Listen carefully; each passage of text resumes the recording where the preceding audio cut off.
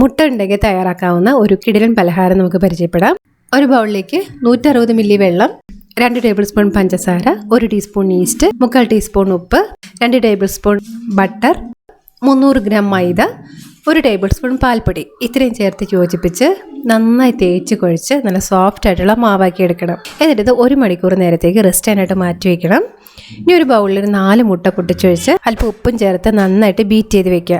എന്നിട്ട് പാനിൽ കുറച്ച് വെളിച്ചെണ്ണ ചൂടാക്കി ഒരു സവാള അരിഞ്ഞതും കുറച്ച് പച്ചമുളകും ചേർത്ത് വഴറ്റിയിട്ട് ഇത് നല്ല സോഫ്റ്റ് ആകുമ്പം ഒരു തക്കാളിയും ചേർക്കുക. ഇതിലേക്ക് ആവശ്യത്തിന് ഉപ്പും ചേർത്ത് തക്കാളി നന്നായി വെന്തുടഞ്ഞ് വരുമ്പോൾ കുരുമുളക് പൊടി, ഗരം മസാല ഇത്രയും ചേർത്ത് യോജിപ്പിക്കുക. ഇതിലേക്ക് അടിച്ചു വെച്ചിരുന്ന മുട്ട ചേർത്ത് ചിക്കി തോർത്തെടുക്കുക. ഇതിലേക്ക് കുറച്ച് മല്ലിയിലൂടെ ചേർത്ത് ഇളക്കിയിട്ട് ഫ്ലെയിം ഓഫ് ചെയ്യുക. ഫില്ലിങ് തയ്യാറായി.